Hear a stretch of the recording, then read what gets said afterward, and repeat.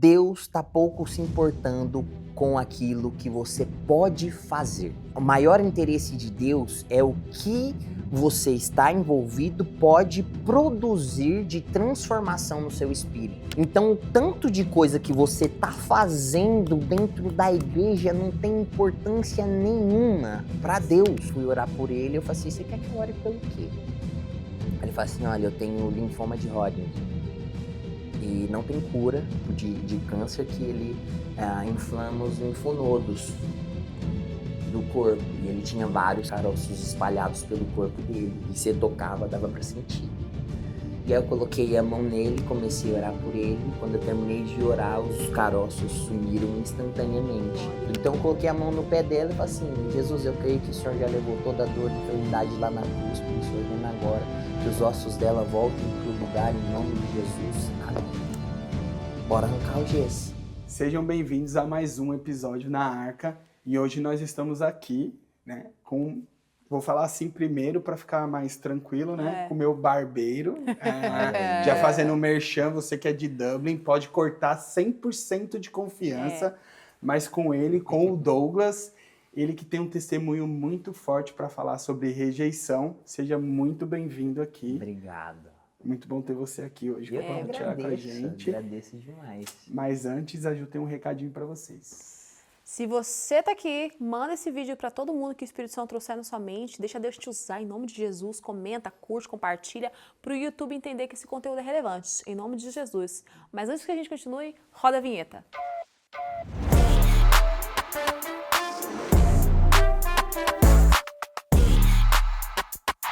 Bom, voltamos. Então vamos começar, né? O testemunho do nosso amigo aqui, Douglas. Conta aí como que foi seu início de conversão, como você conheceu Jesus, você veio de uma família cristã ou não cristã, conta tudo pra Bom, nós. eu venho de uma família de primeira parte católica, né? Meu pai e minha mãe eram católicos ali no período da minha infância. E aí aconteceu o divórcio dos meus pais e tudo mais, e ali com 7, 8 anos, minha mãe começou a ir para uma igreja que tinha ali no Alphaville, se reunia em casa, nas casas, é interessante. Eu tenho essa levada aí de ir para as casas na minha caminhada cristã. Daí começou, era em umas casas, nos residenciais ali de Alphaville, e eu ia junto com a minha mãe.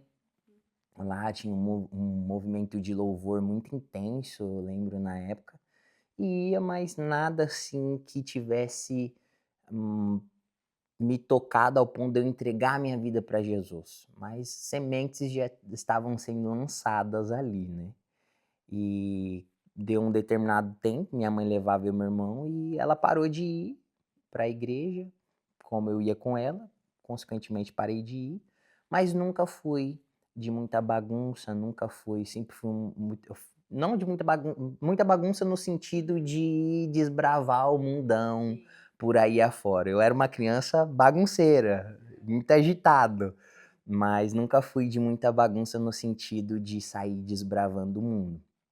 Só que quando foi chegando ali a época dos 15 anos de idade, a puberdade, escola, essas coisas, aí começam os assuntos diferentes, e foi bem na época que começou as redes sociais também, ali, Orkut, MSN, essas coisas todas. E aí você vai se misturando nas rodas de amigos ali nessa fase, você vai descobrindo coisas novas, tipo, Sim. pô, tem que... Você já beijou na boca? Já perdeu o bebê? Que isso e aquilo? E que isso?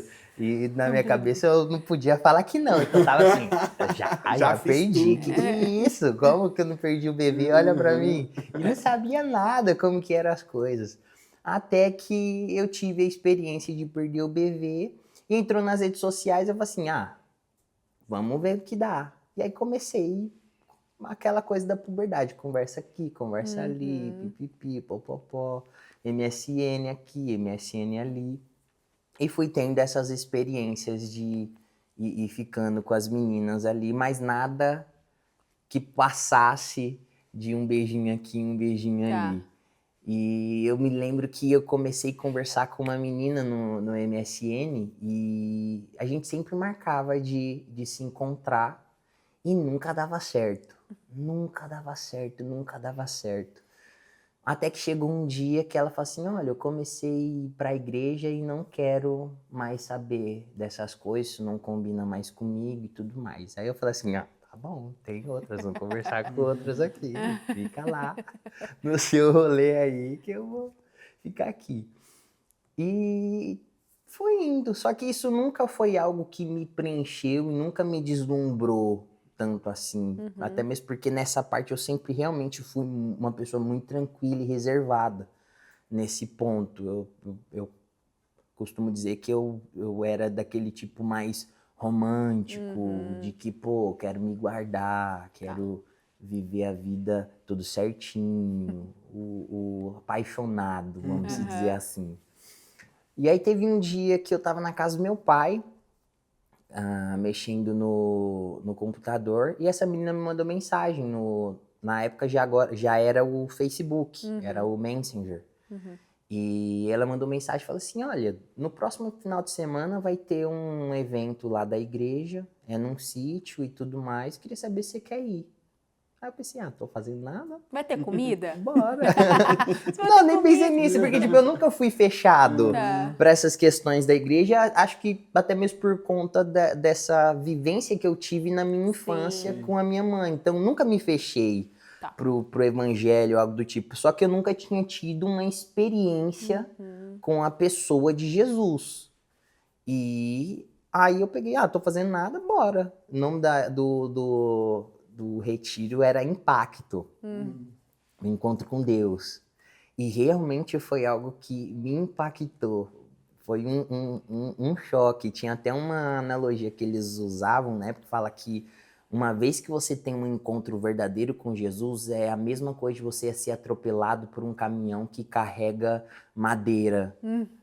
Você pode até sair vivo, mas você nunca mais vai ser o mesmo. Uau! Amei. Com certeza. Você nunca mais vai ser o mesmo. E eu voltei daquele... Inclusive, o Dudu, lá da igreja, ele foi para esse mesmo encontro onde eu conheci Jesus. Nós temos fotos, ele sentado do meu lado. Sério? Nós passamos ali o final de semana juntos. O Dudu já é cristão desde berço. Só que para fazer parte da membresia dessa igreja, tinha que passar pelo retiro.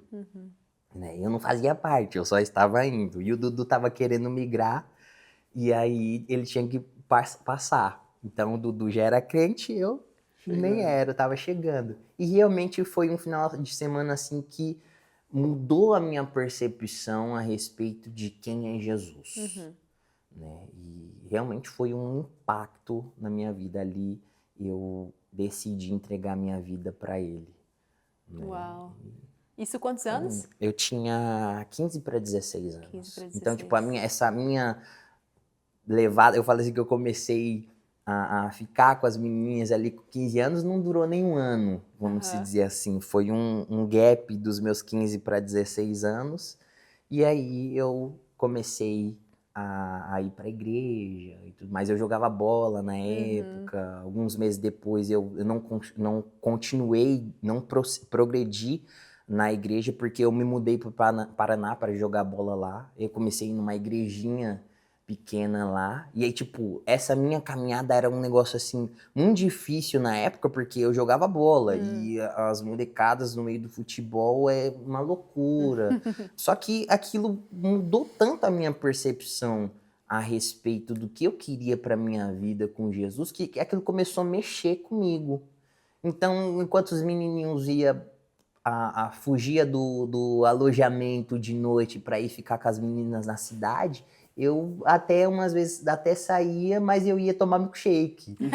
Eu ia tomar milkshake porque era quente pra caramba ali no Paraná, era muito quente. Eu ia tomar milkshake e voltava pro alojamento, e nos tempos livres que tinha, eu ia para essa igrejinha de bairro e chegava lá, todo culto, nos 8 meses que eu fiquei morando no Paraná, que eu ia, vinha uma pessoa diferente e orar por mim e falava, Deus tem um chamado na sua vida, Deus tem um propósito para sua vida, Deus vai te levar para as nações, Deus tem isso, pipipi, popopó, popopó.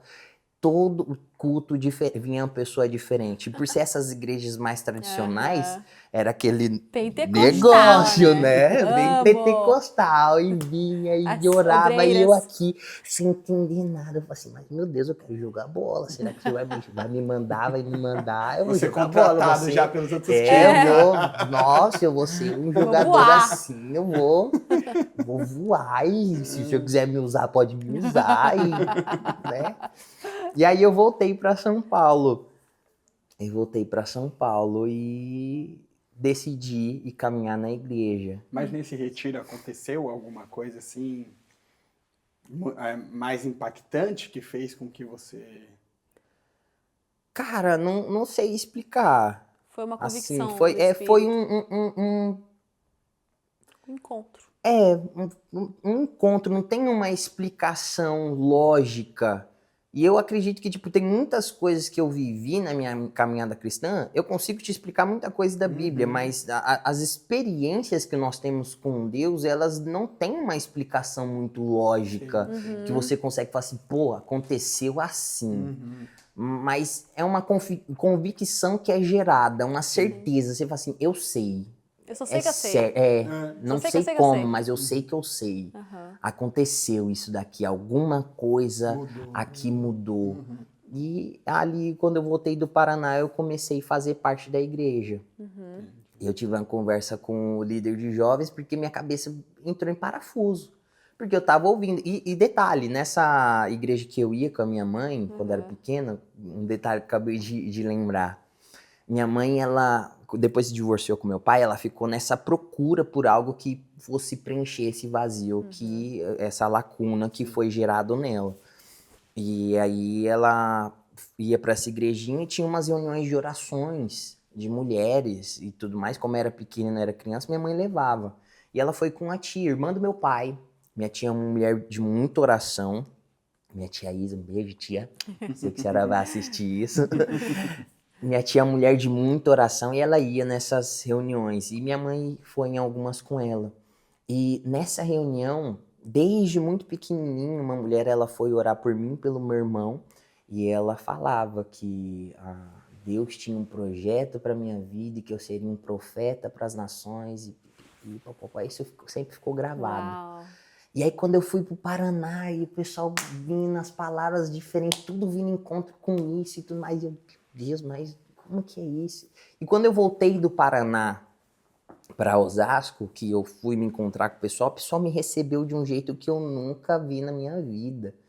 Foi uma questão que eu nunca tive essa experiência de me sentir abraçado pelas pessoas daquela maneira. Foi um acolhimento que eu falei assim, cara, que loucura. Eu fiquei com esse pessoal aqui 2 meses, eles estão me vendo agora de novo, parece que eu sou parte deles. Que negócio maluco esse, povo meio estranho. E eu ficava nisso, esse povo é meio maluco, é meio estranho, esses jovens. A igreja que eu fazia parte tinha muito jovem mesmo. A gente chegou a uma marca, nessa época a gente já tinha ali coisa de 150 jovens e tudo mais. 2 anos depois a gente chegou na marca de 300 jovens. Então era uma igreja muito avivada nesse sentido dos jovens. E quando eu voltei do Paraná, que eu decidi ir pro culto, eu achei isso muito estranho. Porque hoje eu entendo, né? Depois de umas crises que eu comecei a passar aqui na Irlanda, que eu comecei a fazer terapia, porque eu não estava conseguindo lidar com algumas questões, eu comecei a entender que tinha muito essa forma de eu não conseguir me relacionar com as pessoas e eu achar essas coisas esquisitas estavam relacionadas com raízes de rejeição que eu carregava desde lá atrás. Então, para mim, isso era muito esquisito, porque eu não era habituado a ter, tipo, pô, mano, o pessoal me aceita assim. Era estranho para mim, era uma sensação tipo, pô, meio estranho isso, mas me fazia bem. E aí eu comecei a ficar em parafuso, porque eu queria estar envolvido naquilo. Eu queria estar dentro daquilo que estava acontecendo. E eu fui conversar com o líder de jovens, porque quando eu voltei do Paraná, o time lá tinha acabado e eu tinha propostas para jogar em outros times em São Paulo. Só que eu estava em parafuso. Falei assim, pô, eu jogo bola ou eu vou pra igreja, ou eu me envolvo com esse pessoal aqui, o que eu vou fazer? E eu fui conversar com ele, hoje ele é pastor, o pastor Fernando, e aí eu falei assim, Fernandão, eu não sei o que eu faço. Porque eu tenho proposta para eu jogar, eu tenho outros clubes para eu jogar, mas eu gosto disso daqui. Eu me sinto parte disso daqui, isso aqui mexe comigo de uma forma que eu não sei explicar. E aí ele falou para mim assim, Douglas, às vezes você precisa entender que para que o sonho de Deus encontre espaço no seu coração, ele precisa matar os seus. Uau. Aí eu fiquei com aquilo, eu fui embora e falei assim, não, mas vai matar meu sonho nada, que tá maluco, pô, vou jogar bola. Só que aquilo ficou reverberando na minha cabeça. E eu fiquei, falei assim, Deus, é isso? É isso que o Senhor tem pra minha vida? Porque se for, eu não sei fazer as coisas pela metade. Eu não sei não mergulhar de cabeça. E aí aquilo ficou mexendo tanto no meu coração, cada culto que eu via aqueles jovens, aquele ambiente de uma forma diferente, a loucura que o pessoal tinha, a entrega que o pessoal tava tendo naquela época, aquilo mexia muito comigo. Até que um dia que eu virei e falei assim, tá bom, Deus, então eu vou mergulhar nisso aqui de cabeça. Eu entrego. Eu entrego minha vida, eu vou mergulhar isso aqui de cabeça. Tanto é que, tipo, dos meus 16, 17 anos pra frente, eu vivi intensamente dentro da igreja, ajudando a cuidar dos jovens, ajudando a multiplicar a célula, entrei no seminário e fui indo, eu vivi aquilo de uma forma muito intensa. Minha vida se tornou Mas foi aí que você chegou a renunciar ao futebol aí? Foi nessa época, quando eu voltei do Paraná, que eu tava ou eu decidia jogar bola, ou eu decidia se eu faria parte da igreja ou não. Porque na minha cabeça aquilo tava mexendo tanto comigo que eu não ia conseguir prestar atenção em um e outro. Talvez hoje, com mais maturidade, pode ser que sim, mas naquela época, para aquele meu contexto, para as bagagens que eu carregava, ou eu mergulhava de cabeça em um ou eu mergulhava de cabeça no outro. Porque, por exemplo, eu conheço uma pessoa que ela joga futebol e é cristão de verdade, sabe? E Deus usa muito essa pessoa nesse meio. Então, por exemplo, você entendeu que você precisava renunciar pelo tempo que você estava vivendo, pela mentalidade que você tinha na época, pelo fato de você, de repente, não ter tanta maturidade na época, aquilo poderia te desviar. Exato. Então, não que Deus Exatamente. não quer... A gente tem até um exemplo hoje, o Estevão, tá jogando no Chelsea, ele é muito cristão, né? Então nós temos outros exemplos, o Kaká, por exemplo. Exato. Então nós temos outros exemplos que dá para ser. Mas eu comecei a entender que para o meu contexto, para as minhas bagagens, para aquilo que eu tava vivendo, talvez o Douglas não conseguiria focar de uma forma tão assertiva nos dois. Né? Eu falei exatamente sobre isso há algum tempo atrás, lá na outra rede social, que foi exatamente isso, né? Que eu também vivi esse sonho de tentar ser jogador. Acho que mais da metade do Brasil tentou esse sonho de ser jogador. E aí, esses tempos atrás, eu estava fazendo um trabalho lá no Thalia Stadium, né? E aí eu olhei para aquele campo, vi aquela estrutura, vi os jogadores treinando e falei, cara, como o Senhor é glorioso, né, cara? Porque se Deus não tivesse preenchido isso dentro do meu coração, talvez eu pudesse ver aquele momento, esse momento que eu estou vivendo e me frustrar. E tipo, nossa, como eu queria ter vivido aquilo. E eu entendi exatamente isso. Que se eu tivesse conseguido, talvez eu não tivesse me encontrado no Senhor. Porque, querendo ou não, as coisas desse mundo ia ter enchido os meus olhos muito mais do que o Senhor. Né? Então, tipo... e aí eu falei sobre as minhas referências que eu tenho dentro disso, né? Que nem o Kaká, para mim, o Ricardo Oliveira. Eu acho que eu vejo o Ricardo Oliveira muito mais como uma referência dentro desse setor do que até mesmo o Kaká, porque...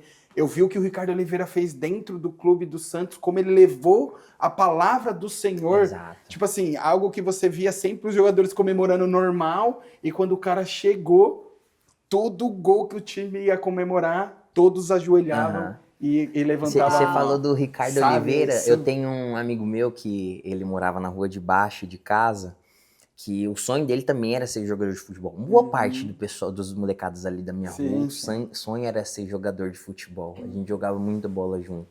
E tem um deles em específico que o sonho dele era ser jogador, ele lutou por esse sonho também, para ser goleiro e tudo mais. E chegou um momento que ele teve que renunciar também. E hoje ele é um grande cantor de gospel. Uau. Inclusive, ele teve a graça de conhecer todos esses jogadores. Que E ele legal. tá sempre no meio deles. O nome dele é Paulo Sérgio. Mentira, eu ia falar dele agora. Ele é meu amigo. Você vai viver. Ele é meu amigão. Ele morava na rua de baixo. Gente. Então nós tivemos algumas experiências. Uma das primeiras músicas dele, ele cantou na sala de casa. Inclusive, a gente ficou devendo gravar uma música juntos, Gente, né? ele é Eu não canto nada, maravilhoso. mas... Beijo.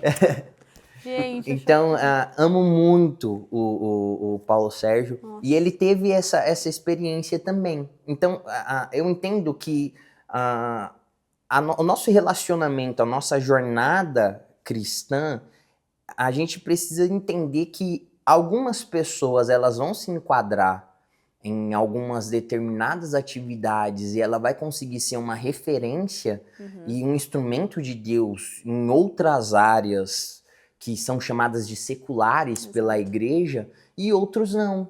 Exatamente. Outros vão ser um instrumento de Deus, nas mãos de Deus, de uma outra forma. Sim. O Paulo Sérgio é um exemplo disso. Ele também, o sonho dele era ser um grande jogador de futebol. Sim. E hoje ele tá aí. Sim. As músicas dele têm alcançado milhares de pessoas, milhares de jogadores de futebol, Sim, sim. que era o sonho dele. Sim. Né? Então, eu entendo que Deus tem a sua forma maluca, doida de fazer as Tem. coisas. Eu converti e eu tinha feito o teste pro Balé do Faustão, tinha feito um mês antes de me converter. Eu me converti e quando eu me converti, Deus usou um profeta, eu lembro claramente. Ele falou assim, olha, Deus tá te colocando num lugar com câmeras pra te usar lá.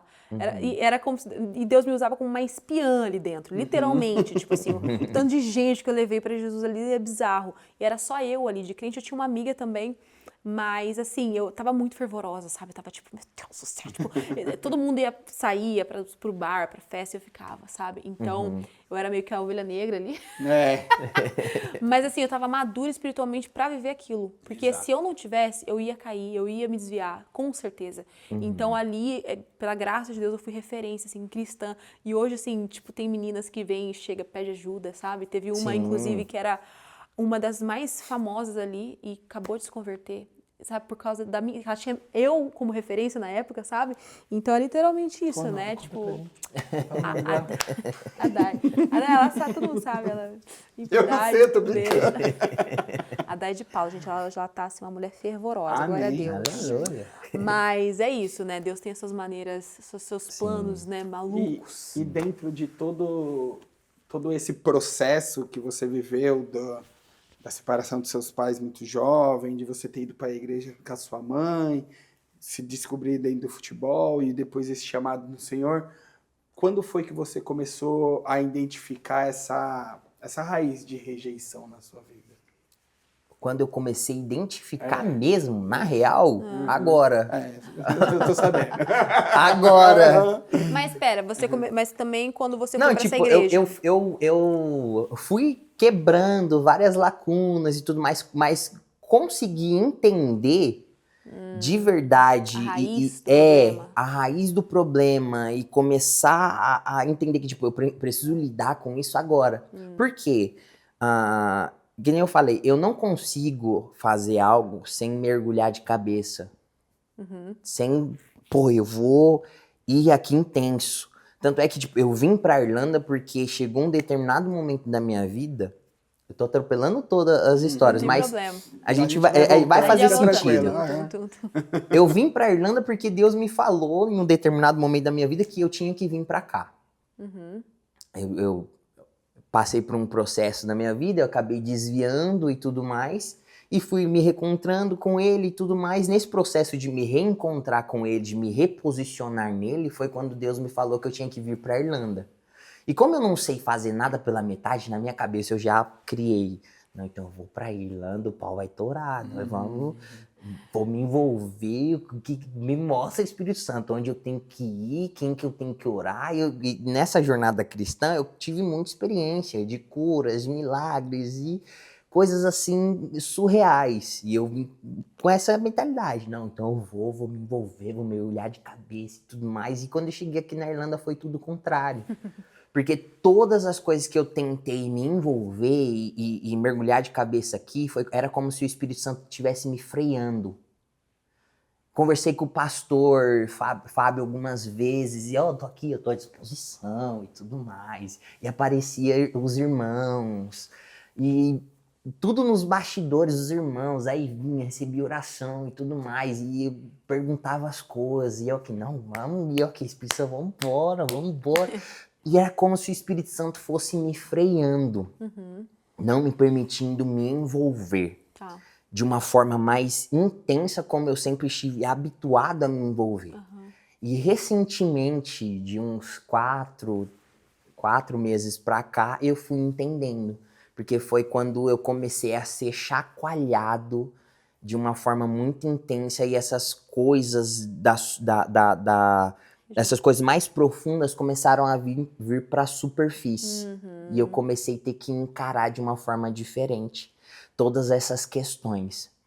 Tanto é que, conversando com o Espírito Santo em todas essas questões, uma coisa eu entendi que o que não me permitiu resolver de uma forma mais assertiva lá atrás foi justamente esse meu ímpeto de me envolver de uma forma tão intensa em algumas atividades. Tanto é que algumas pessoas até já conversei aqui a respeito disso. Irmão, não fica focado em estar tão envolvido em algumas questões, porque a caminhada cristã ela é feita de processos. Sim. E às vezes a gente é até bem intencionado em se envolver nas coisas, mergulhar de cabeça nas coisas, mas o nosso muito fazer acaba fazendo com que a gente não resolva coisas que a gente tem que resolver. Exato. É que nem, tipo, eu já gostava de estudar isso antes e tem me servido agora, nesse período que eu tenho feito terapia. Todo mundo que tem um trauma, ele busca algum meio de fugir desse trauma. Isso a gente carrega desde lá de Adão. Eu sempre chamo de síndrome de Adão. Você tem lá seus vícios, você tem seus traumas, e a primeira coisa que você vai fazer sempre, um primeiro impulso do ser humano diante de um trauma ou de alguma falha, de algum erro, nunca é resolver o problema, é sempre se esconder. Sempre. E o cristão, ele não está isento disso. Principalmente com a forma de igreja que nós temos nesse século, que tem muita demanda, tem muita coisa para você fazer. É uma estrutura gigantesca que nós temos em muitos cenários, tem muitos ministérios, muitas coisas para você fazer, muitas coisas para você se envolver, tem muita demanda, né? E ali é o melhor lugar para você fugir. Nossa, perfeito. Você acaba fugindo de coisas que fazem parte do seu processo cristão, porque o que Jesus fez comigo, ele fez no meu espírito. O processo foi completo no meu espírito. Meu espírito está pronto. Jesus mesmo diz, o espírito está pronto. O corpo para nada aproveita. Exato. Só que a minha alma agora ela precisa passar por esse processo de se render àquilo que já aconteceu no meu espírito. Amém. E esse que é o grande ponto do cristão, que às vezes a gente considera esse muito fazer como algo benéfico para o reino de Deus. Só que Deus, entenda bem o que eu vou te dizer aqui, Deus está pouco se importando com aquilo que você pode fazer. Exato. O maior interesse de Deus é o que você está envolvido pode produzir de transformação no seu espírito. Quem você está se tornando. Exatamente. Então, o tanto de coisa que você está fazendo dentro da igreja não tem importância nenhuma para Deus. Certeza? Tem importância para a estrutura. Fala isso, não. Eu As pessoas vão falo. morrer do coração agora com essa notícia. Tem importância para uma estrutura. Exato. Tem importância para uma estrutura, mas exato. nem sempre aquilo que você está envolvido dentro de uma estrutura vai produzir um fruto que vai te levar a ser transformado à imagem de Cristo. Perfeito, exato. Entende? Não que o servir é errado. Errado, Servir, só que você... servir Exatamente. é uma condição que você vai fazer depois que você é Exatamente. salvo, é um resultado. Mas se você está servindo, fazendo, mas não está sendo transformado, está tudo errado. Então, eu cheguei a essa conclusão. Eu mergulhei de cabeça na igreja. Então, eu estava lá, eu estava envolvido. Eu comecei a dar aula nos cursos, comecei a cuidar das pessoas. Comecei envolvidaço em muitas coisas. E meus traumas lá, guardados lá. E por estar envolvido em um monte de coisa, acaba que eu não tinha tempo para curar, lidar com as minhas questões e elas ficavam lá. Mas pra mim, mano, tô aqui, tô fazendo um monte de coisas. E tinha as experiências malucas com Deus. Comecei a ter experiências que, se for contar, as pessoas tiram como doideira. Quero que conte. Eu já tive experiência de estar andando na rua e tipo, pessoa manifestar demônio, de eu passar e eu ter que parar tudo que eu tô fazendo ali no meio da rua para expulsar demônio no meio da rua. E loucura. Nossa. Tive uma experiência uma vez, eu cuidava de jovens, eu tava perto de fazer 18 anos. E aí acabava que eu cuidava na minha célula, quando eu liderava, tinha pessoas, jovens de 15 anos, 14 anos e tudo mais, e por eu ser o mais velho ali, acabava que os pais confiavam, eu tinha que conversar com os pais para levar pro culto. E é tipo, todo sábado a gente tinha as células, que é o GC, que é a mesma coisa, só muda o nome. Tinha lá o GC com os jovens ali, tinha que conversar com os pais para depois da célula levar pro culto. E nem todo jovem tinha dinheiro da passagem, mas eu não queria deixar ninguém para trás. Então, como a igreja era tipo alguns quilômetros de casa, dava para gastar uns 30 minutinhos andando. Então, tinha que pegar ônibus, mas, pô, não dá para todo mundo ir, vamos todo mundo junto. Se um ou outro tem passagem, a gente pega as passagens depois, a gente gasta em casa depois para ter um tempo de comunhão. Vamos todo mundo andando. Aí teve um dia que nós fomos, na volta tava minha prima, alguns primos meus, algumas molecadas, tudo 15 anos, começou a chover. E a gente andando no meio da rua e eu aqui, meu Deus do céu, os pais vão me matar. Eu tô com esses jovens aqui, essas crianças aqui, essa chuva, vai chegar todo mundo encharcado. Ainda tem uns 25 minutos andando, imagina esses... E começou a passar um negócio na minha cabeça, 25 minutos andando, esse povo vai chegar encharcado. Ninguém vai mais poder vir pra igreja, isso e aquilo, já veio aquele peso. Aí eu peguei e senti, ora, aí eu peguei a mão deles aqui e falei assim, Jesus, te agradeço, porque o Senhor é aquele que manda a tempestade parar. E nós oramos agora, Espírito Santo, para que essa chuva pare. Nós entendemos que tem que chover, faz bem. É do Senhor, a chuva é do Senhor. Nós não queremos que pare de chover. Mas eu te peço que, por favor, se for para chover hoje, que volte a chover quando a gente estiver dentro de casa. Uau. Parou de chover na hora. Na hora eu falei assim, uau. Aí nós chegamos, quando todo mundo pisou dentro de casa, uau. Começou a chover, eu falei assim, Jesus, obrigado. E aí eu comecei a ter experiências malucas nos encontros. A gente tinha encontro ainda tem na igreja lá, cada 2 meses, cada 1 mês, tem uns encontros. E nos momentos de batismo do Espírito Santo, nos momentos de cura da alma, nessas coisas assim, eu comecei a ter experiências com curas, assim, absurdas. Uau. Uma das primeiras foi um menino que eu fui orar por ele, eu falei assim, você quer que eu ore pelo quê? Aí ele fala assim, olha, eu tenho linfoma de Hodgkin e não tem cura, não tem... eu tenho que fazer tratamento e tudo mais, mas não tem cura.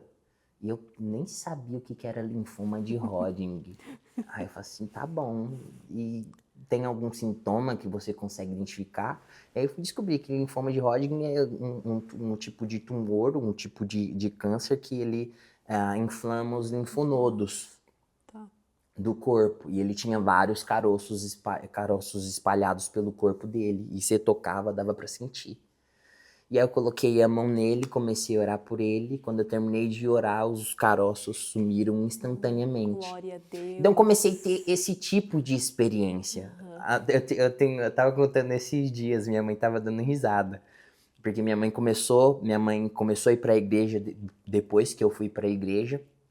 Nessa época ela estava se relacionando com outro rapaz, ele estava morando com a gente em casa, e eu já estava fazendo o seminário da igreja e estava tendo um curso de casais na igreja, e como eu era seminarista, eu tive que ficar lá com o pastor. E foi no mesmo dia que tinha a célula de adultos que minha mãe fazia parte. E aí eu cheguei em casa, já era meia-noite, o pastor foi me levar, depois do curso de casais que estava tendo. Ele foi me levar em casa. Quando eu cheguei em casa, não tinha ninguém em casa. E eu achei estranho aquilo, porque já tinha passado o horário de acabar a célula da minha mãe. Eu falei assim, não tem ninguém em casa, estranho.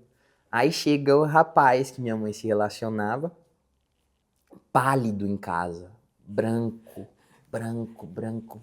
desnorteado. E eu falei assim, o que foi? O que aconteceu? Eu falei assim, não, que tem um cara lá na cela que ele ficou endemoniado e ninguém expulsa o demônio dele, e isso e aquilo, ele branco, e o cara tá desconfigurado, e que não sei o que, e que isso e aquilo. E aí eu já tava naquele negócio, assim, bora lá. Já fiquei empolgadíssimo. Aí eu desci, que era na rua de baixo. Aí eu desci, era na rua de cima de onde o Paulo Sérgio morava. E aí eu desci lá, cheguei lá, tava tudo tranquilo. Aí eu falei, Aí o cara tava lá já, o pessoal dando água pra ele e tudo mais.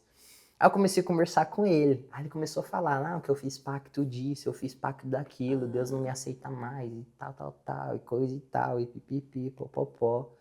Aí eu, é mesmo? Mas te aceita sim. E fui falando pra ele, falei assim, Deus te ama incondicionalmente e tal. Comecei a falar do filho pródigo pra ele ouvindo e tal. Aí ele abaixou a cabeça e não me olhava mais. Demoniou de novo. Não me olhava mais. Aí a voz dele desconfigurou, ficou uma voz bem de criança. Ele falou, você sabe quem tá falando com você? Com a vozinha. Aí eu falei assim, não sei, nem quer saber. Mas se não é gente boa, você vai sair. Aí eu falei assim, eu sei quem é você. Eu sabia que você tava vindo, por isso que eu queria ir embora. Aí eu, tá bom, você queria ir, não foi? Eu vim aqui, vamos orar. Aí expulsei o demônio lá e a célula seguiu. Então eu comecei a ter esse tanto de experiências extraordinárias. E os nossos cultos de jovens, nós começamos a desfrutar de uma atmosfera muito extraordinária, de ter momentos, no momento de louvor e adoração, manifestar pó de ouro nas reuniões, de pessoas escorrer. Já viu os gravetinhos acender? Não. Porque eu era muito curioso quando ia pro monte. Aí eu não vi pó de ouro, mas eu vi os gravetos acender tudo. E aí, escorrer óleo da mão. A primeira vez que eu orei por cura, pra você ter noção, foi num jejum de 40 horas da igreja. Eu tava no jejum de 40 horas, eu já orava. Deus me usa. Deus me usa. E a gente ia pras conferências, aí aqueles grandes homens de Deus, e contava os testemunhos, chamava o pessoal lá na frente, orava, o pessoal saía curado, e eu ficava assim, meu Deus, me usa pra isso, e que não sei o quê. Aí eu fui pro jejum de 40 horas e passou uma menina com o pé todo engessado. E ela sentou na fileira do corredor do meio, na minha frente. E o jejum de 40 horas começava na sexta-feira à noite e a gente entregava no domingo, fazia a igreja toda junto. No sábado a gente ficava o dia inteiro, ministração, tempo junto, oração, todo mundo junto. E foi nesse sábado, ela passou no corredor com o pé engessado e eu já tava naquele negócio. Deus tava me no óleo. Usa. Não, Deus me usa. E palavra o dia inteiro, eu não prestei atenção em nenhuma palavra nesse dia. Porque minha atenção ficava toda indo para aquela menina, meu coração queimava. Eu falei assim, meu Deus, que negócio maluco, o que é isso? E o coração queimava. Até que chegou um intervalo do jejum. E eu fui até ela, o pessoal lá tentando entender o que tinha acontecido. E eu falei pra ela, o que aconteceu com o seu pé? Aí ela falou, um carro passou por cima e quebrou meu pé, assim, assado. Aí eu não sei por que eu falei assim, posso orar por você? E eu já aqui, meu Deus, o coração queimando. Ela, pode. Eu falei assim, mas é o seguinte, depois que a gente orar, a gente vai arrancar esse gesso. É disso que eu gosto. Aí ela ficou, não, você tá doido? Semana que vem tem que passar no médico de novo. O que eu vou falar? Minha mãe vai... Aí eu falei assim, não, vamos orar, você não vai precisar mais ir no médico. Ela, tá bom. viu que eu tava falando sério, e por dentro eu aqui, com medo. Nossa, imagina. Mas alguma coisa tava me empurrando para aquilo. E aí eu peguei e coloquei a mão no pé dela, e é da mesma forma que eu faço até hoje. Eu nunca fui de, tipo, fazer uma oração longa, oh Deus, e que isso e aquilo. Eu nunca fui assim. Por mais que eu tenha um pouco dessa vertente pentecostal, eu nunca fui desse estardalhaço todo. Então eu coloquei a mão no pé dela e falei assim, Jesus, eu creio que o Senhor já levou toda a dor e enfermidade lá na cruz, por isso eu ordeno agora que os ossos dela voltem pro lugar em nome de Jesus. Amém. Amém. Bora arrancar o gesso. Aí arrancamos o gesso. Aí eu falei assim, agora a testa. Aí ela pisou no chão.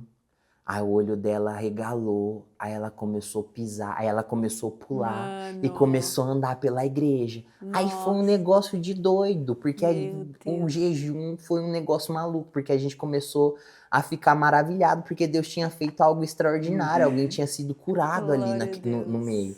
Então eu comecei a ter esses tipos de experiência. De ver Uau. perna e braço crescer, Crescer. igualar o tamanho quando eu orava. Então, isso começou a se tornar uma muleta para mim. Essas experiências e esse muito estar envolvido. E, Você só queria viver no espiritual. e aí acabou cobrindo esse meu muito servir, acabou servindo de uma fuga muito grande. Por isso que eu falo que às vezes você... É isso que eu tenho entendido. Às vezes você se empenhar demais em colocar a sua cabeça em ter que servir a uma estrutura o tempo todo, só muda o lugar para onde você está fugindo.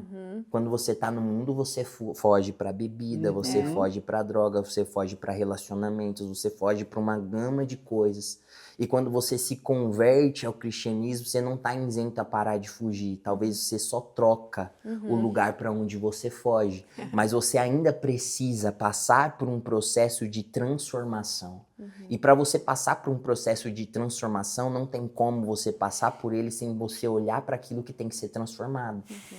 Então, se você olha só para aquilo que você tem que fazer e não olha para aquilo que Deus tem que produzir em você, não olha para os lugares onde Deus precisa alcançar o seu coração para mudar a mentalidade, mudar a sua perspectiva, você só vai mudar o lugar para onde você está fugindo, se convencendo de que você está fazendo algo para Deus. E aí você chega naquele... E aí, ó que você vê que sério, você chega lá em Mateus 7, que Jesus ele está dizendo, nem todo aquele que diz Senhor, Senhor entrará no reino dos céus. Haverá naquele dia que alguns dirão, mas Senhor, em seu nome nós expulsamos demônios, em seu nome nós curamos os enfermos, em seu nome nós fizemos isso, nós fizemos aquilo. Toda vez que eu li esse texto, eu falo assim, mano, que crente maravilhoso, que cara sensacional. Olha o tanto de coisa que ele fez. Não é uma pessoa que é incrédula. Jesus não tá falando. Jesus não tá falando de uma pessoa do mundo. Quem em sã consciência no mundo vai falar assim, pô, Jesus, no seu nome, eu tô querendo fazer pro Senhor. No seu nome eu expulsei os demônios, no seu nome eu curei os enfermos. Cuidado que isso aí pode puxar pra uma polêmica muito grande. Porque pode puxar, tem as pessoas que acreditam que uma vez salvo, salvo pra sempre. Ah, meu filho. Não, mas aí o que acontece? E aí Jesus, ele repreende. E aí a gente vai chegar em um ponto aqui interessante. Eu gosto muito de ler a Bíblia.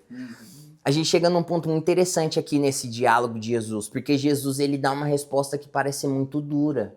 Se você olhar de uma forma natural, você vai considerar essas pessoas como bons cristãos. Como se você for olhar de um panorama geral, você vai ver muita gente que é envolvida nas estruturas de igrejas que você vai falar assim, mano, que pessoa sensacional. Olha o tanto que essa pessoa tem um coração para servir aqui, ela tá muito envolvida nisso daqui. Ela tá fazendo as coisas para Deus, não tem o que falar dessa pessoa. Olha o que ela expressa aqui no nosso meio. E aí para essa pessoa pode ser que naquele dia Jesus vai falar para ela, apartai-vos de mim, vós que pratica iniquidade, porque eu não te conheço. Pô, mano. Nossa. E aí você chega num dilema. Como que um Deus que é onisciente não conhece alguém? Um Deus que sabe todas as coisas. Como que ele não sabe quem é o Marcelo? Não é desse conhecer que Jesus está falando ali. A palavra no original grego ali é gnosko, que não significa um conhecer de saber quem é o Marcelo. Jesus sabe quem é o Marcelo. Jesus sabe que o Marcelo está expulsando os demônios. Jesus sabe que o Marcelo está fazendo todas essas coisas. Mas essa palavra gnosco significa um conhecimento experimental, de intimidade, de profundidade. É mais profundo do que saber quem é o Marcelo. O que Jesus está dizendo, fala assim, Marcelo, se aparta de mim, porque eu nunca tive intimidade com você. Exato. Eu não sei quem é você. Eu sei o que você está fazendo. Eu tô vendo que você está expulsando os demônios. Eu tô vendo que você está curando os enfermos. Mas eu nunca tive intimidade com você. Uma você das coisas que a gente mais tem falado aqui no você canal. fez pra mim, mas você nunca fez comigo. Exato. É diferente. Ai, Não é? gente, meu coração. Você consegue entender? Tô apanhando. Esse que é o grande ponto. Então, quando Jesus ele dá esse tipo de resposta que parece uma resposta muito dura e firme, Jesus não está falando de uma pessoa que ele não saiba quem é. Exato. Sim. Jesus está falando de uma pessoa que nunca teve intimidade com Nunca ele. teve relacionamento. Mas se convenceu que o muito fazer as coisas para Jesus era o suficiente para Jesus. Só que é aquilo que eu falei aqui agora há pouco, Jesus e Deus está pouco se importando com o tanto de coisa que você está fazendo. Exato. Eu vi o Douglas, ele tava em uma conversa com... Eu esqueci o nome do rapaz, mas é um rapaz que ele dá o curso de teologia do Jesus Cop também. E ele tava falando exatamente sobre isso. O Douglas fala que o lugar mais fácil das pessoas se esconderem de Deus é nos ministérios. E aí ele completa. Para Deus, aquele que mais faz é o servo mais inútil. Porque ele acha que ele está fazendo buscando uma recompensa. Então ele faz, e Deus fala exatamente isso. Você está fazendo muito para Deus e nada com Deus. E é esse lugar que a gente sempre vem batendo nessa tecla aqui no canal. Você que está aí, que acompanha todos os nossos vídeos, vai lembrar que desde o começo a gente fez um vídeo específico falando sobre servir, porque tem muita gente que confunde o servir com intimidade. Gente, intimidade com Deus é a mesma coisa de intimidade com pessoas. Você pode falar, que nem eu conheço o Douglas. Conheço o Douglas, sei bastante sobre a história dele, mas a gente tem pouca intimidade, profundidade. Exato. E é isso que Deus quer. Deus quer encontrar em nós profundidade. Eu posso chegar para várias pessoas e falar, o Douglas, eu conheço o Douglas, eu sei isso, Douglas. Agora vamos tirar a palavra Douglas e vamos colocar Jesus. Eu conheço Jesus. Eu sei Mateus, Marcos, Gênesis, Moisés, Apocalipse, até nome de aí a gente sai inventando. Mas e a intimidade? Esse que é o ponto. Ai, não. Pregou, hein? Pregou, hein? Pregou bonito. Esse daí que é o ponto. Então, quando a gente vai falar sobre a minha questão, que a gente volta lá na questão das raízes de rejeição, foi algo que eu carrego agora nesse período de terapia, eu percebi que é algo que eu carrego desde muito novo, desde ali os meus 5 anos, algumas experiências que eu tive, que na minha percepção de criança me fizeram a criar essas raízes de rejeição que foram me seguindo ao longo de toda a minha vida. E foi me atrapalhando nos meus relacionamentos. Foi me trazendo vícios de comportamento, foi me trazendo posturas que eu nunca entendi. E por ser algo muito novo que eu nunca dei atenção, e eu sempre busquei esses tipos de fugas, de não lidar com essa questão, acabou que eu não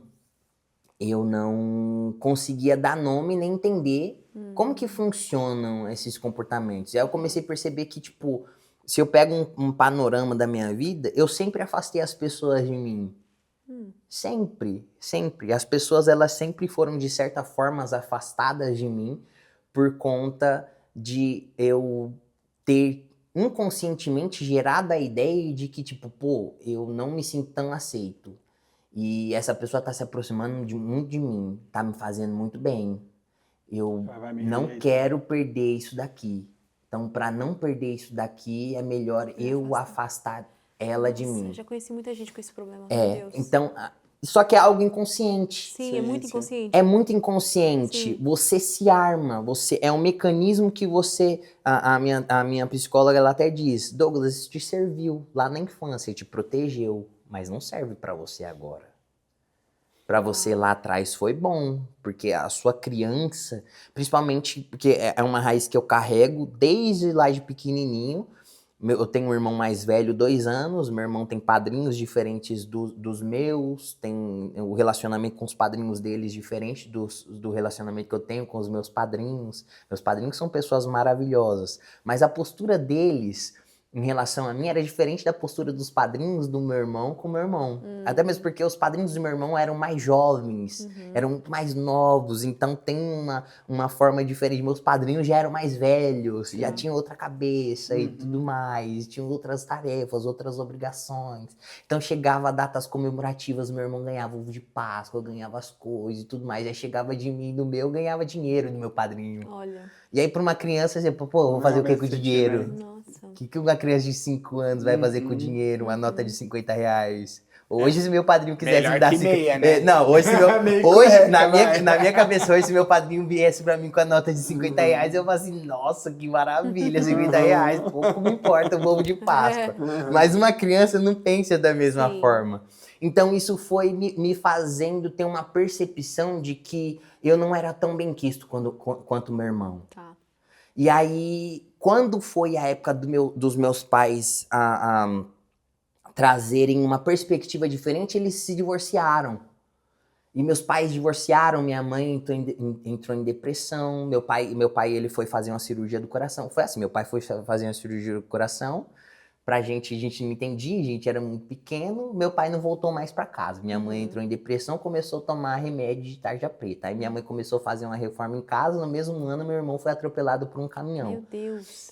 Quebrou o fêmur e, tipo, um caos. E foi na mesma época que eu comecei a ir pra escola. Então minha vida tava um negócio assim, pequeno. E eu com toda essa raiz lá de trás de não saber como lidar. E criança na escola é muito cruel.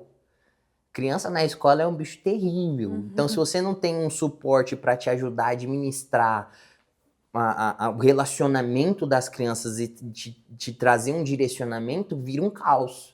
E foi assim que minha vida se organizou. Então, todo esse cenário, a minha criança, ela se organizou dessa forma. Pô, eu não sei lidar com essas coisas, mas minha casa tá uma bagunça isso daqui. Ó, meu irmão, com a perna pra cima, 1 ano, esperando uma cirurgia no hospital público, não tem remédio. Osasco tava um caos, não tinha remédio. Meu pai fora de casa, minha mãe depressiva e tudo mais. E eu ficava, pô, não é justo eu trazer problema pra cá, não. Eu vou tentar resolver. E aí eu me tornei uma pessoa que nos momentos de crise eu sempre me tornei recluso em tudo. E por não me sentir tão aceito assim no meio das pessoas, por ter essa percepção das pessoas, eu afastava as pessoas de mim por não conseguir lidar. E aí eu fui pra igreja, fui servindo e não fui lidando com essas questões. Mas só que pra mim, tipo, pô, eu tô vivendo coisas extraordinárias, Deus me ama demais, Deus, pô, tanto de coisa que eu tô vivendo, tanto de coisa extraordinária e tudo mais. E isso começou a se transformar numa muleta e inconscientemente eu comecei a transformar isso numa moeda de troca com Deus. Eu estou fazendo isso em troca da aceitação dele. E a forma de eu me sentir aceito é eu ver o tanto de coisa que está acontecendo através daquilo que ele faz pelas minhas mãos. Olha o tanto de coisa extraordinária que tem acontecido, tanto de pessoas que têm sido marcadas, tanto de pessoa que tem sido tocada, tanto de pessoa que tem sido transformada e tudo mais. Era como se Deus estivesse, no meu inconsciente é como se Deus estivesse validando o meu fazer para me tornar aceito por Ele também. Vivi isso. Nossa. Então foi tipo uma bagunça. Aí eu me casei, acabou que eu me divorciei nesse meio tempo e foi quando eu me desviei. Que eu casei tudo bonitinho na igreja e tudo mais. E aí acabou não dando certo, ela escolheu por não seguir o relacionamento, ela passou pelas crises dela, ela tem os motivos dela e tudo mais. Eu lutei para que não acontecesse, mas acabou acontecendo. Sim. E aí isso acabou comigo, porque eu tava preso nessa muleta. Pô, mano, eu fiz fiz tudo tudo certinho. certinho. Nossa. Eu procurei ir até o final, não deu certo. E agora? E nunca tinha ido pro mundo. Eu assim, eu vou experimentar. Uau. E comecei a sair, comecei a ir pra barzinho e tudo mais. E aí a minha fuga no muito servir começou a se transformar na fuga de sair. Mas nada de resolver os problemas que eu tinha para resolver. Só que isso nunca não fazia mais sentido nenhum, porque já tinha passado a fase da minha adolescência. Comecei a sair, não durou tanto tempo também, porque eu saía, eu ia, paquerava e tudo mais, só que não fazia sentido nenhum pra mim, porque eu não me sentia à vontade, até ficava com uma menina aqui, uma menina ali, mas não... Não pecava gostoso. não... Aqui estragado para as coisas desse mundo. E aí eu comecei a trabalhar e conheci uma menina, comecei a me relacionar com ela, e aí eu comecei a me apegar por ela. E ela era cristã também. E aí chegou um momento que eu falei assim, pô, se eu for me abrir para me relacionar com alguém agora, eu não quero me relacionar de uma forma errada, de uma forma que não agrade o coração de Deus. Eu preciso ser um bom homem para essa menina. E então eu acho que o único caminho é eu voltar a me relacionar com Jesus. E aí eu voltei a ler minha Bíblia, eu voltei a ter minhas práticas, voltei a me relacionar com Jesus e tudo mais. E minha mãe veio para Irlanda, uns 3 anos atrás. Ela veio para Irlanda e foi nessa mesma época que eu comecei a namorar. E aí eu comecei a voltar a ter esse meu relacionamento com Jesus, mas mesmo assim, não quero tanto papo assim. Ó, Jesus, estamos aqui, estamos reconstruindo aqui um rolê aqui. Mas é Que até o senhor aqui. sabe, é bacana. A gente já se conhece de outros rolês, né? Mas vamos ali, com calma, não quero estar envolvido com esse negócio de ministério mais. Vamos aqui, só aqui, ó. Como tem a Rebequinha, ela falou um negócio que eu acho engraçado, no simples. Vamos ficar aqui, ó, no simples, bem tranquilo. E fui namorando com essa menina. Nós não tivemos um relacionamento santo, mas a gente tava tendo essa experiência de se relacionar de volta com Jesus. E eu, por ter estudado a Bíblia, eu comecei a ir nessa levada que eu sempre tive.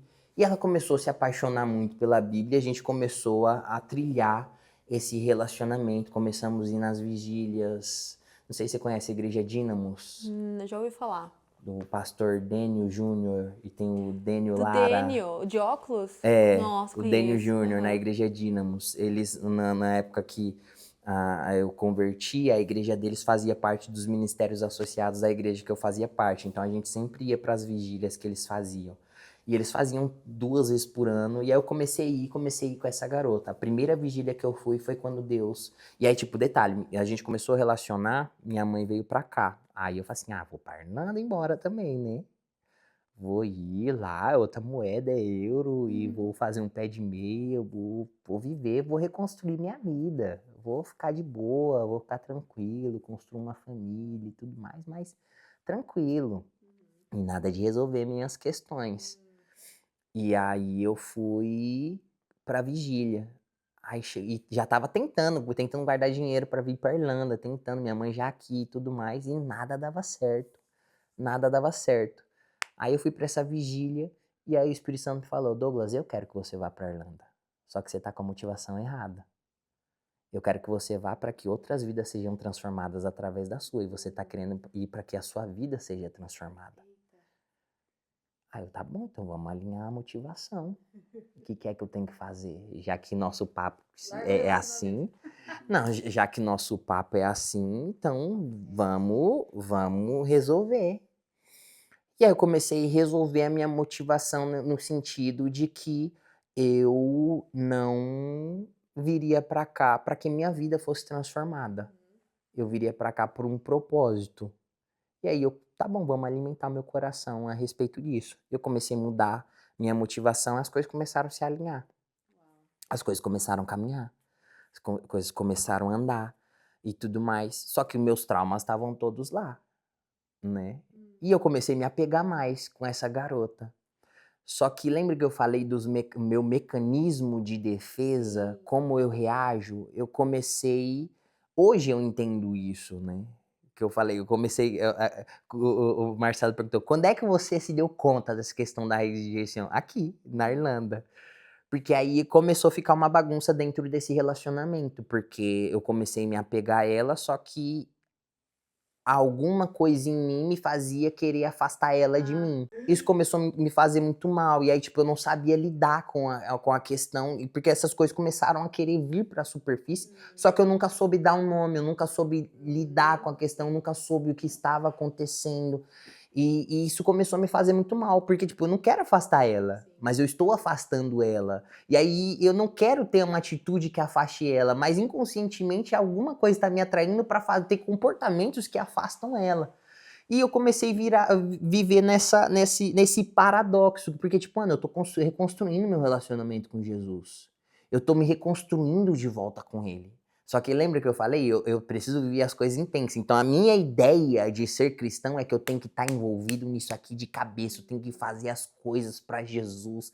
Eu tenho que mostrar de uma certa forma de que, tipo, mano, Jesus precisa ser mostrado de alguma forma. Ele precisa ser visto pelas pessoas e aquilo que eu faço precisa mostrar isso.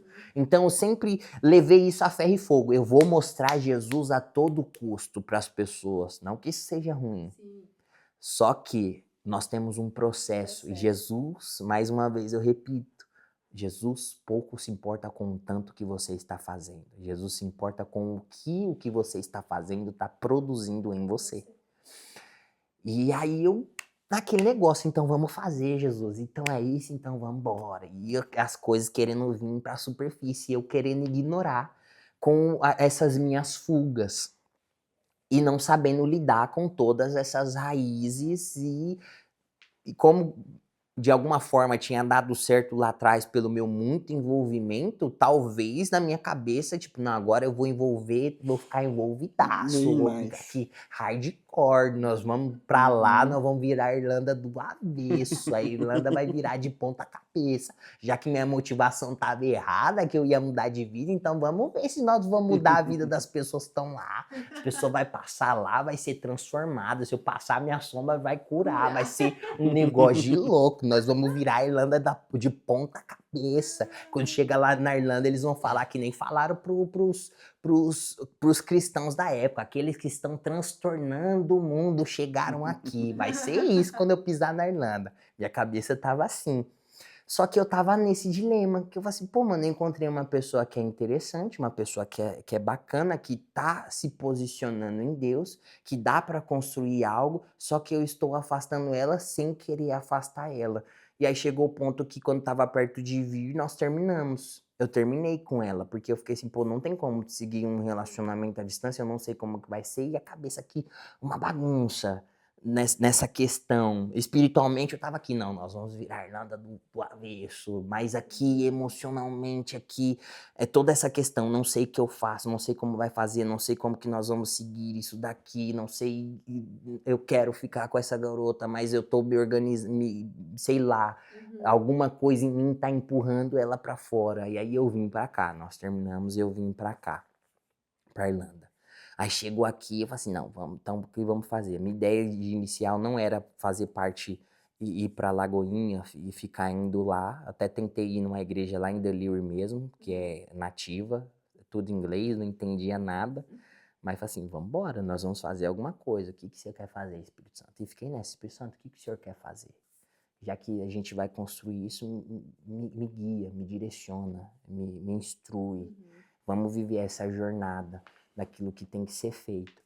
E quando eu pisei na Irlanda foi com essa cabeça, vamos fazer acontecer.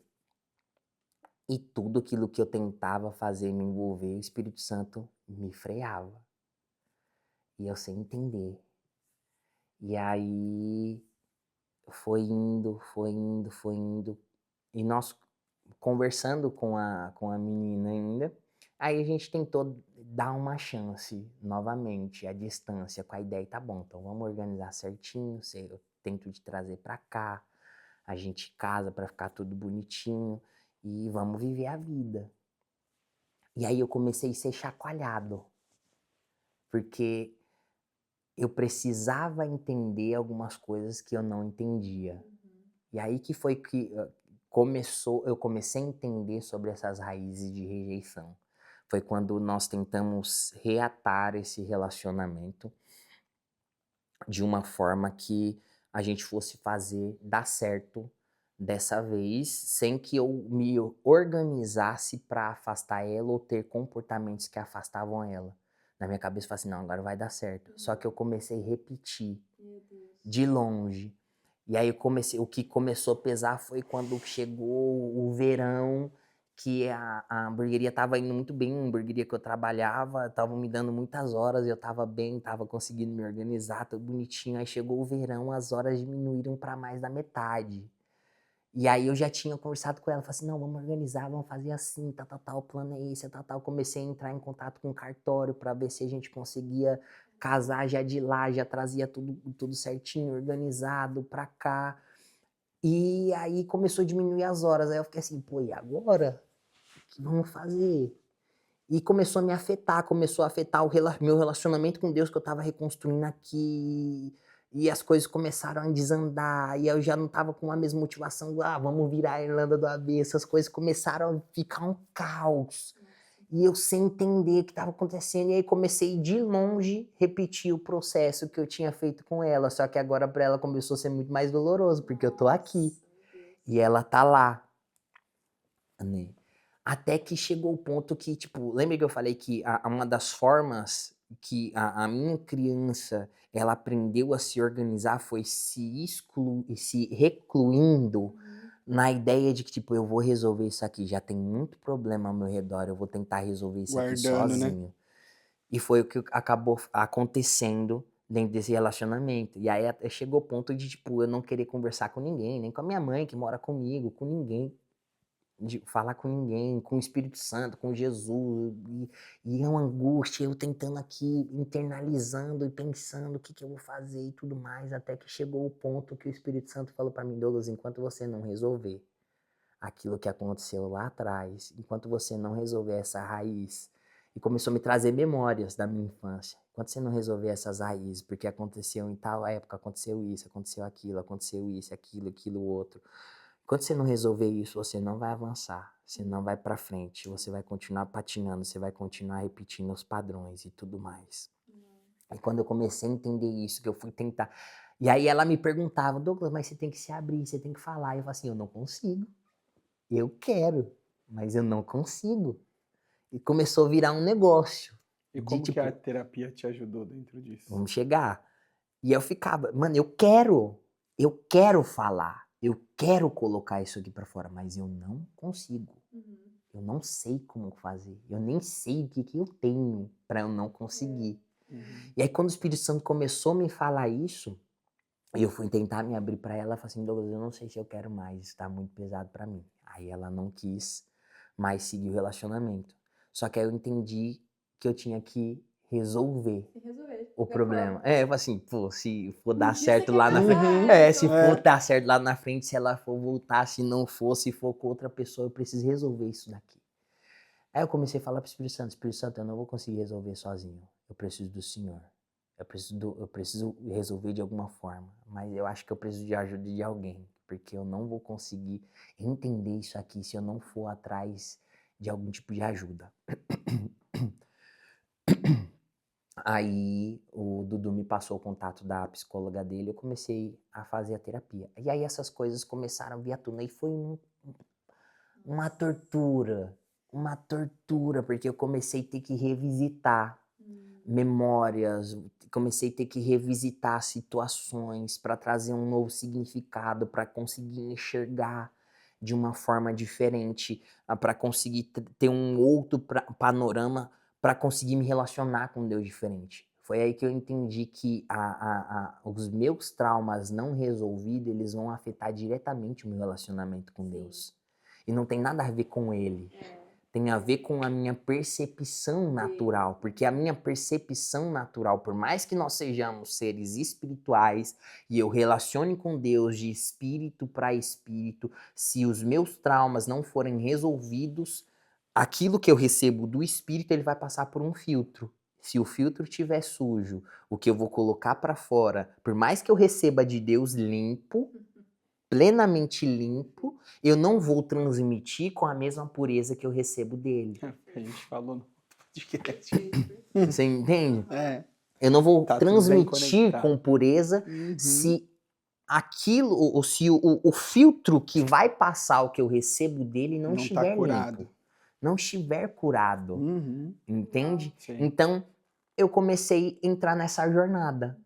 Espírito Santo, eu não vou resolver se não for com o Senhor. E aí ele começou, aí a partir daí começou um outro relacionamento com o Espírito Santo. Por mais que eu já tivesse tido experiências extraordinárias com Deus, eu acredito que essa fase desses últimos 3 meses pra cá tem sido uma fase de um relacionamento muito bizarro que eu tenho tido com Deus e com o Espírito Santo. Amém. Porque é justamente isso, eu entendi que, tipo, eu preciso parar de carregar aquilo que faz parte da natureza de Adão, que me faz fugir o tempo todo daquilo que eu tenho que resolver. Amém. Entende? E aí tem sido uma coisa surreal, porque eu entendi que, por mais que eu já tivesse pregado até a respeito disso para os jovens, passou a ser uma gnose, não mais um conhecimento de saber, mas um conhecimento de experimentar, de entender que não tem nada que eu faça, daquilo que eu posso fazer com as minhas mãos, daquilo que eu posso me envolver, que vai me fazer ser mais aceito ou menos aceito por Deus. A única coisa que pode me fazer ser aceito por Deus é o sacrifício de Jesus na cruz. Amém. É aquilo que ele fez por mim. E toda a minha vida ela tem que ser pautada nisso. E toda a construção, não importa o tanto da agora para frente, não importa o tanto que eu vou me envolver, não importa a exuberância daquilo que eu vou fazer, não importa se eu vou ser alguém grande nesse mundo ou alguém pequeno, importa a qualidade que eu vou permitir com o que eu faço, não mais para ele, mas com ele, vai ter a capacidade de formar ele em mim. Então, essa que tem sido a minha jornada daqui pra frente. Eu lembro que quando eu comecei a trabalhar na barbearia, eu tava andando na rua e o Espírito Santo ele me falou isso. Eu falei assim, Douglas, o cristianismo não se trata daquilo que você vai fazer para Deus, mas se trata daquilo que você faz com Ele. E esse que é o grande ponto que a gente esquece. Não é o tanto que eu faço para Ele. Você pode até fazer demais, com o tanto que o demais que você faça com Ele, não para Ele. Não faça com a ideia de que, tipo, nossa, estou fazendo tanta coisa pro Senhor. Porque eu imagino... Você é o cristãozão, né? Não, porque eu imagino nesse texto de Mateus 7, de todo o meu coração, imagino que essas pessoas, elas chegaram diante de Jesus com o coração de que tipo, eu vivi uma vida extraordinária para Deus, eu vivi algo surreal. Teve muita gente que foi impactada por aquilo que eu fiz, e eu fiz uma boa intenção. Não são pessoas O céu tá cheio de gente com boa intenção, não são pessoas más intencionadas. Não são. Mas eu acho que é triste demais a gente chegar naquele grande dia e ter que escutar isso de Jesus, porque a gente focou mais no tanto de coisa que a gente tinha que fazer para Ele e a gente não se preocupou com o tanto que a gente poderia ter feito com Ele. Ô Douglas, a gente tá encaminhando pro final já. E conta pra gente, deixa um recado pro pessoal, principalmente pro pessoal que tá vivendo isso hoje, do muito fazer, mas o pouco de fazer com Deus. O que você pode deixar de mensagem para essas pessoas que não estão vivendo um relacionamento real com Deus? Exato. Que acham que estão se relacionando com Deus simplesmente ali no serviço. Isso é servo, mas não é filho. Isso. Eu acho que o que mais tem me pegado em todos esses dias é a ideia de não de estar convencido a ideia de se convencer do fazer muitas coisas para Deus é o que prejudica mais o cristão. Uhum. Eu costumo dizer que nós cristãos nós somos muito convencidos. Nós não cremos de fato. Quando nós pegamos essa palavra gnose, ela acompanha todo o processo de transformação. A mesma raiz de palavra é a palavra que nós encontramos em Romanos 12:2. Não vos conformeis com esse século, mas transformai-vos pela renovação da vossa mente. E a palavra mente, ela tem a mesma raiz de profundidade, no sentido de profundidade. Não, quando está escrito lá, não está escrito mente no sentido de cognição, Sim. de pensamento. É uma mentalidade profunda. É o que está escondido lá no fundo. Então, não tem como você se aprofundar e ser transformado se você foca só naquilo que é superficial. Só naquilo que está na superfície. Nosso relacionamento com Deus, ele precisa atingir as partes mais profundas do nosso ser, do nosso interior. Porque quando a gente olha só para aquilo que é superficial, só para aquilo que os nossos olhos, a nossa cognição alcança, você pode desfrutar, que nem eu te falei aqui, dos milagres mais extraordinários, e mesmo assim você não desfrutar grandes coisas de Deus.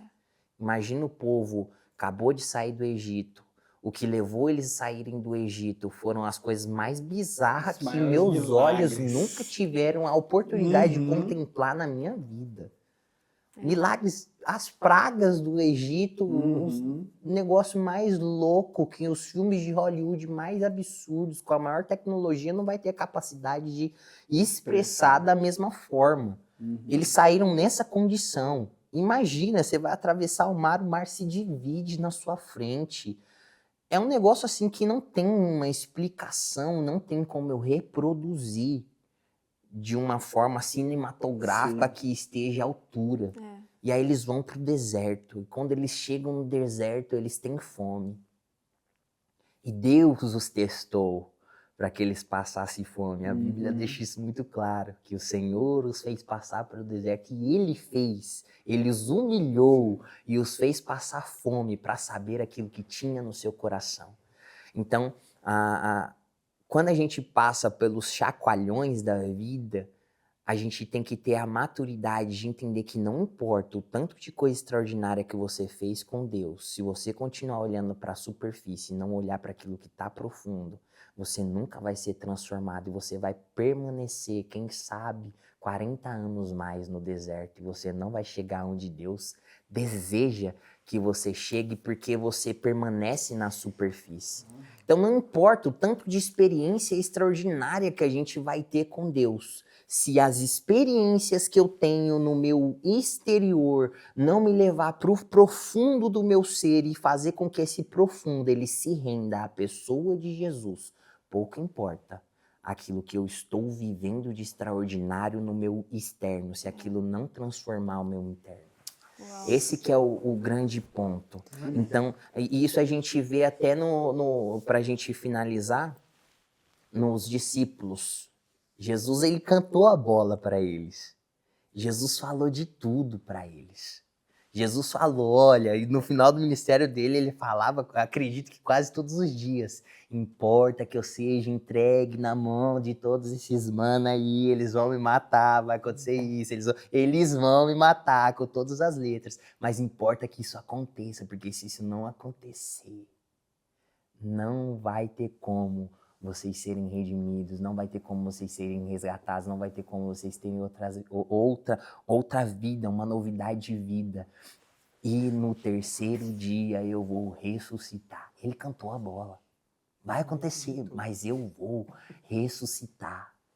E aí vem lá os discípulos do caminho de Emaús. Esse é o negócio mais absurdo que eu tenho meditado nessas últimas semanas. Vem os manos lá do caminho de Emaús falando. Pô, mano, mas não era ele o Messias? Será que não era ele que era para vir? E isso acontece em sequência das mulheres que vêm ver Jesus no túmulo e veem que ele não está lá. Eu vou pregar exatamente isso domingo. Acontece isso. Cara, exatamente esse que é o ponto. O contexto é esse. Sim. Elas acabaram de ir pro túmulo, elas estão lá e elas entram em desespero porque o corpo de Jesus não está lá. Só que ele tinha falado. E aí aparece os anjos e fala assim, por que vocês estão procurando aquele que entre os mortos, aquele que está vivo? Por que vocês estão procurando aqui? Ele não disse para vocês que era para isso acontecer e que ele ressuscitaria? Externo. Percebe todo esse... Não importa o tanto que Jesus vai te falar, não importa o tanto de milagre que você vai ver. Não importa. Você pode ver as coisas mais absurdas acontecerem na sua frente. Não importa. Todos eles viram, os discípulos viram. Por muitas vezes eles viram. O povo no deserto viu. O povo saindo do Egito viu. Jesus cantou a bola, falou tudo o que ia acontecer para eles. E mesmo assim, nada mudou. Eles voltam, eles saem, Jesus ainda fala para ele, permanece aí em Jerusalém, não sai, fica aí. E eles estão saindo de Jerusalém, indo para 12 quilômetros andando Pedro de tinha distância. voltado a ser pescador já. E eles estão voltando e eles estão falando, pô, mano, mas não era ele, a gente esperou tanto tempo, olha o tanto de coisa que esse cara fez. E eles estavam contando do que Jesus tinha feito. Pô, não era ele o Messias, não era ele que ia vir resgatar. Eles estão vindo. E aí Jesus, com graça e misericórdia, aparece no meio desses caras. E começa a perguntar pra eles, ó que doido. Ele pergunta pra eles, vocês estão falando o quê? Ah, a gente tá falando lá, você não tá sabendo não o que aconteceu? Aconteceu com... A gente pensava que era o Messias e tudo mais. Só você não tá sabendo, tá todo mundo sabendo. A maior fofoca que tá sendo contado por aí. Só você não sabe. Aí Jesus fala, mas ele não disse. Não importava que acontecesse assim. E aí Jesus começa a explicar dele mesmo. De Gênesis a Apocalipse. E aí Jesus passa por deserto, passa por todas essas questões. De externo. Aconteceu aqui no externo, experiências fabulosas, incríveis. Qual que foi o ponto de virada dos discípulos do caminho de Emaús? Eles ouviram mais uma vez. E acredito que eles ouviram a melhor ministração que alguém poderia ter escutado, porque foi Jesus falando dele mesmo, desde o começo até o fim, até ele ser entregue, até ele ser ressuscitado. Eu imagino, lendo esse texto, eu fico me imaginando, caminhando junto com eles, escutando o que Jesus estava falando. Foi a ministração expositiva mais sensacional que alguém teve a oportunidade de escutar. E mesmo assim, não fez diferença nenhuma até que eles entraram em casa. E Jesus, com um simples ato, parte o pão. Não importa o que você teve de experiência, enquanto você não se torna participante daquilo que Jesus fez. É a ceia. Só caiu as escamas dos olhos deles quando eles participaram daquilo que Jesus tinha feito. Então, esse fica o recado. Não importa as experiências que você teve, se você não permite com que isso transforme quem você é, e nunca vai importar o tanto que você vai fazer para Deus, sempre vai importar o quanto você é capaz de permitir com que, participando dele, você seja transformado por meio dele, porque dele, por meio dele e para ele são todas as coisas. Começa nele, ele que age e ele age para ele. Eu só participo, meu trabalho aqui é só me render. Esse que é o ponto. É isso. E aí posso, antes de vocês finalizarem, que eu acho que seria interessante para vocês ficarem com isso gravado, quando eu estava orando para vir para o podcast, durante esse mês eu tirei um período de jejum e oração, e teve um dia que eu estava na barbearia e o senhor estava me falando ao seu respeito algumas questões e se conecta com algo que eu falei lá no seu apartamento. No seu apartamento eu disse que Deus estava te dando muita criatividade, e essa criatividade ela ia te abrir muitas portas, e essas portas te fariam um homem muito próspero. E o que eu senti no meu coração é de mais uma vez te lembrar que Deus já tem portas abertas para você, aqui e não somente aqui, em alguns outros lugares que o Senhor vai colocar no seu coração. E o Senhor vai fazer com que essa criatividade que Ele tem te dado, ela gere tantos recursos, porque o Senhor tem olhado para você como um mantenedor. Talvez você não vá ser como algumas pessoas pensam que você vai ser. Talvez você não vai ser um grande pregador extraordinário. Mas a forma que o Senhor quer te usar para que você faça com que o reino expanda é dando recursos para que você aprenda a distribuir de uma forma assertiva aquilo que o Senhor vai colocar na sua mão. Então, abra os seus olhos espirituais para aquilo que o Senhor vai fazer. Ouça isso outras vezes. O Senhor quer te fazer um grande mantenedor para propagar o reino dele aqui na terra. Amém. Tá bom? Tá bom. Então, alimente essa criatividade. Em nome de Jesus. Gente, a gente fica por aqui e manda esse vídeo pra todo mundo, em nome de Jesus, pra edificar a vida de muitas pessoas, que essa história possa edificar milhares de pessoas, em nome de Jesus. Obrigada por ter vindo. Segue, curte, compartilha. É nóis. E é isso. E marca lá pra cortar o cabelo. Marca o cabelo, marca o cabelo. Se você ficou até o final, coloca aí, #cortar cabelo. Beijo, tchau.